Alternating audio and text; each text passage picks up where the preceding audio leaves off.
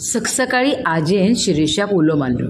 अरे बाबू, यो हांगा पळय, तुका लाडू जाय मरे, बरे गोड लाडू करया. यो हांगा बस म्हजे लागीं.